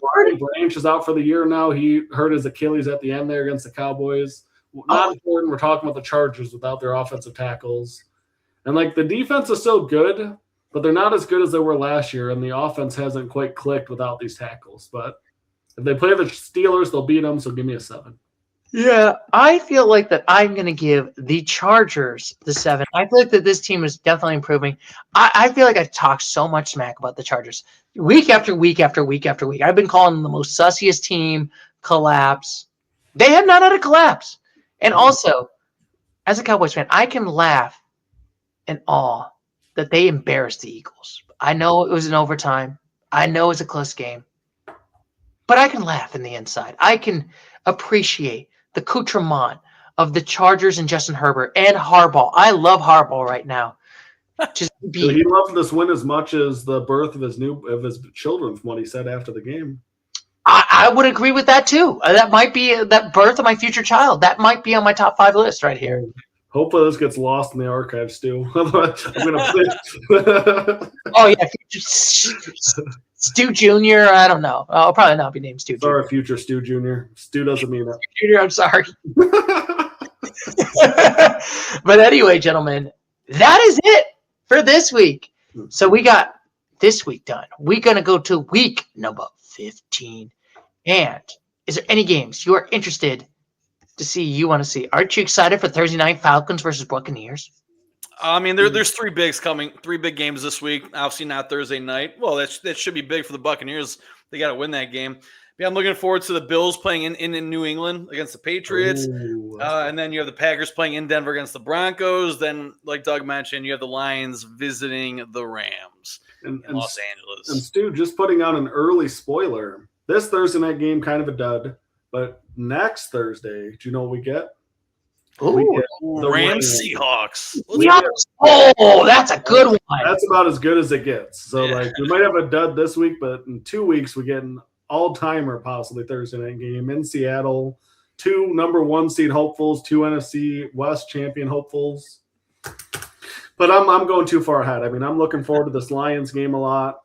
I'm looking forward to all the ones Chris mentioned. It should be a fun week. I'm looking forward to doing the Chiefs eulogy soon, Stu. It's going to be a fun couple of weeks. I mean, I will be looking forward for the Vikings eulogy, the Bengals eulogy next week. This is going to be fun. I mean, it's going to be fun. It's going to be an interesting one. We'll see. Don't be so confident about that eulogy for the Bengals, because if they beat the Ravens, it's a home game for the Bengals. Right in there. Still, if the Bengals make the postseason, but also like the Ravens have been slumping. Doug mentioned that the Ravens are one of the worst teams so far in recent weeks in the red zone. So we'll see. I would laugh my ass off if the Bengals make a postseason. Nobody would want to see them, man. If they're hot and they got Joe Burrow slinging the rock out there. The only problem is the defense is fucking atrocious. So are the Cowboys, and we're rooting for them to make it too, right? Yeah. Okay, the Cowboys team defense is fucking atrocious. I'm sorry. But anyway, do you have any final thoughts on this week's NFL? Nope. Go Lions, best team in the NFC. Hopefully, Woohoo! Go Cowboys. Maybe embarrass the Eagles, please. Make them. Hey, Make you guys play the Vikings, dude. Big time Sunday night game too for Oh, stealing go the Vikings. boys. We'll embarrass JJ at Minnesota. But anyway, that is it for this week. So next week we'll talk about week 15, and also, gentlemen, we've got to probably talk some college football, and we'll probably upload it this Friday. Where we got to talk about the teams that are gonna make the playoffs, the controversy of Notre Dame pitching out. Oh, don't worry, I got a lot to say about that week, and talking about the great game, Ohio State losing to Indiana. So as always, gentlemen, I'm going to catch you later, Mr. Gator. So as always, take care. Bye-bye.